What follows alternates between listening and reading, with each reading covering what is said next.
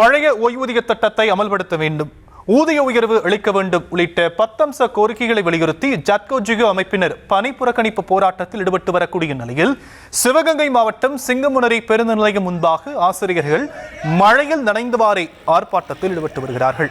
இது குறித்த விவரங்களை செய்தியாளர் அப்துல் சலாம் வழங்க நாம் கேட்கலாம். அப்துல், மேலும் விவரங்கள். நிச்சயமாக சியாம். சிவகங்கை மாவட்டம் சிங்கமுனரி பேருந்து நிலையம் முன்பு தமிழ்நாடு அரசு ஊழியர் ஆசிரியர்களின் கூட்டமைப்பான ஜட்கோ ஜியோ சார்பில் பல்வேறு கோரிக்கையை வலியுறுத்தி சிங்கமுனரியில் ஒரு நாள் அடையாள வேலை நிறுத்தத்துடன் கூடிய ஆர்ப்பாட்டம் நடைபெற்று வருகிறது.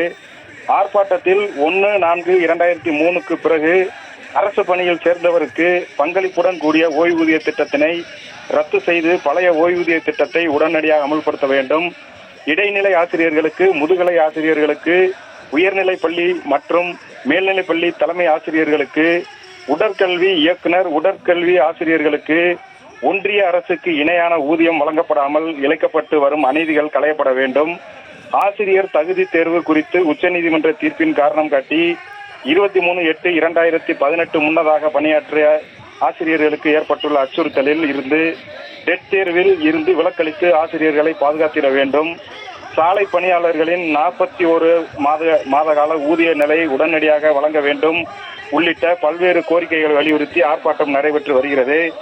ஆர்ப்பாட்டத்தின் போது சாரல் மழை பெய்வதால் மழையையும் பொருட்படுத்தாமல் மழையில் நனைந்து கொண்டே ஆர்ப்பாட்டத்தில் ஈடுபட்டு வருகின்றனர். ஒன்றியம் முழுவதும் 66 பள்ளி ஆசிரியர்கள் 95% பங்கேற்றுள்ளதால் பல பள்ளிகள் பூட்டப்பட்டும் ஒரு சில பள்ளிகள் பணி நீட்டிப்பில் உள்ள ஆசிரியர்கள் மற்றும் தற்காலிக ஆசிரியர்களால் பாடம் நடத்தப்பட்டு வருகிறது.